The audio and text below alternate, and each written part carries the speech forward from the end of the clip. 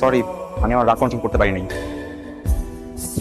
তুমি এটা মুখে মারলা কেন? আমার রুমের মধ্যে আমি যেখানে ইচ্ছে সেখানে রাখবো। কিছু এরকম তর্ক করো কেন? হ্যাঁ, কি সমস্যা? কিছু এরকম তর্ক করো কেন? বিয়ের পর থেকে প্রতিদিন নাকি চলছে? কি চলতেছে? আরে কি আবার ভাবির উপর উত্তম মাধ্যম। আগে তো রাগ উঠলে চারটার উপরে ছাড়তে পারতাম না, আর এখন তো পেয়ে গেছি লাইসেন্স প্রাপ্ত ম্যারেজ কার হইলেই মাইস। তুমি এমন একটা ছেলের সাথে আমাকে বিয়ে দিছো যে কথা কথা খালি গায়ে হাত তোলে। মেয়েরা না একটু এমনই হয়, মেয়েদের যখন বিয়ে হয়ে যায় না তখন আসলে নিজের স্বাধীনতা বলে কিছুই থাকে না। স্বামী যদি রাগও করে না তখন কোনো তর্ক করতে হয় না, চুপচাপ থাকতে হয়। মানে তুমি আমার মা নাকি মামি? তুমি ফোন রাখো। কি ব্যাপার স্পৃহান, ম্যাচ খারাপ? না আপু, তেমন কিছু না। আসলে আমাদের মেয়েদের জীবনটা এমনই, অনেক কিছু মেনে নিতে হয়। বিয়ের পরে মানুষজন কত উৎফুল্ল থাকে, তুই এমন চোখ সেরেছিস কেন? উৎফুল্ল? বিয়ের পর যখন জামাইরা নতুন বউয়ের গায়ে হাত তুলে তখন সেই বউটা উৎফুল্ল থাকতে পারে? চল ক্যারাটা শেখাবো তোকে আজকে থেকে।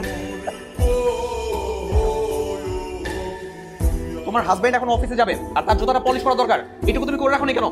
তো তুমি তোমার জুতোটা নিজেই তো একটু পলিশ করে নিতে পারো। তোমার পর্দা, তুই থাকতে আমার জুতা আমার পলিশ করা লাগবে কেন? আজকে তোর আমি